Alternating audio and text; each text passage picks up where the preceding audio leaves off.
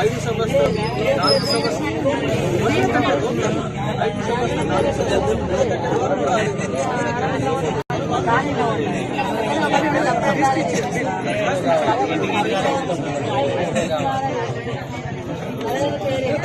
Zero వస్తలేదు మాకు current bill zero వస్తలేదు. మేము 2 సార్లు అప్లికేషన్ ఇచ్చినాం. ఎప్పుడు చెప్తున్నారు? ఎప్పుడైనా చెక్ చేయించారా? ప్రజాసేవా కేంద్రాలు ఉన్నాయి, ఏం చెప్పారు? మేము అక్కడ అప్లికేషన్ పెట్టమంటే ఎంపీడీ ఆఫీసులు ఇచ్చేసినాం. అక్కడ చెక్ చేశారా? మళ్ళా పెట్టేటప్పుడు వస్తుంది అంటారు. మళ్ళీ అదే బిల్లు వస్తుంది. పెట్టడానికి లేదు. మీ ఆధార్ కార్డ్, ఫోన్ నంబర్ లేదా రేషన్ కార్డు తీసుకుని కలెక్టరేట్ లో రండి. ఓకే, ఈడిఎం ఉంటారు, ఈ సమక్షంలో చెక్ చేసేసి చేస్తారు. నా దగ్గర కూడా నిన్న 2 వచ్చారు, అయిపోయింది.